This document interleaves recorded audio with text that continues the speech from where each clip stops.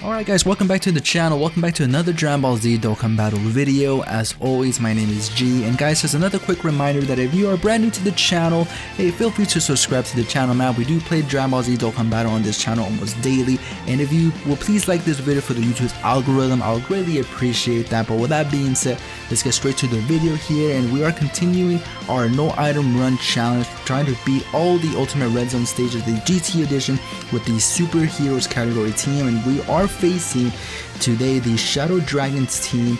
Now the Shadow Dragon fight is actually one of those fights that was very interesting in the fact that I made a huge mistake bringing in the SCR Vegito. This guy was a huge liability to the team. He just did not do shit for anybody. He would not super at all. I would get his ultra super more than his regular super, and that of course does not give us his defense boost, and he would get hit, you know, with a normal hit almost like 50k almost every single time, and I honestly just had to push him out of rotation because this guy was just not helpful whatsoever. I actually got extremely lucky that I beat this fight in my first attempt, and it was just me just pushing that Vegeta out of the way because he was just not being useful whatsoever. The Shadow Dragons team is actually one of those fights that they hit extremely hard when they do super, but when it comes to just normal attacks, they don't really do that much, damage to any of the Gammas, Beast Gohan, the Orange Piccolo.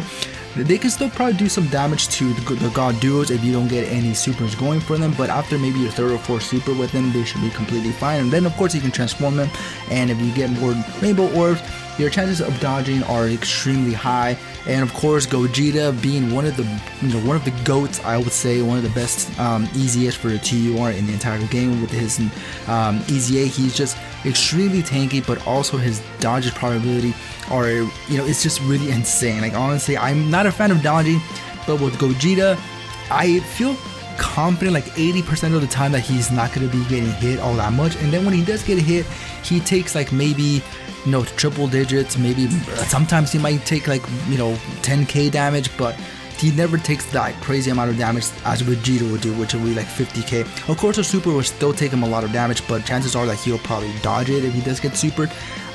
But yeah, then I found out that after the last phase, I just completely used all my active skills with the Beast Gohan and the Orange Piccolo, transforming Orange Piccolo.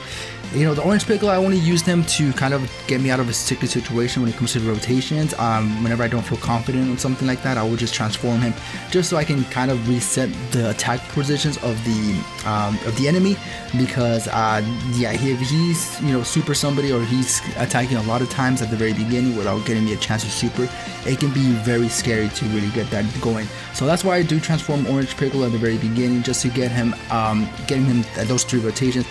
I did find out that unfortunately he does not take a lot of damage in his transformation.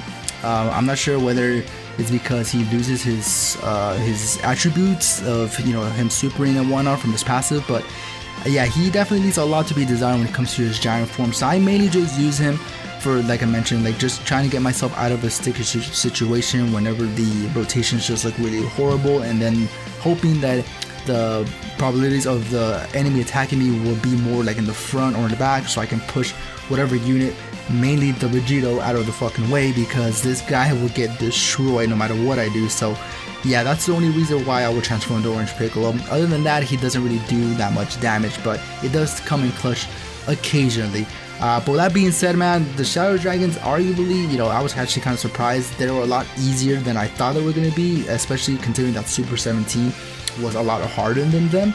But yeah, Shadow Dragons team, I guess I beat him my first attempt. Not too bad, not too tedious. Just the Vegito was a huge mistake, so I would not advise bringing this guy into this fight, because this guy, yeah, this guy is a piece of shit. I'm not gonna lie, he definitely was a huge liability to the team. But with that being said, guys, I just want to say thank you all so much for taking the time off here to watch this video, and as always, I'll catch you all on the next one. Alright, peace out.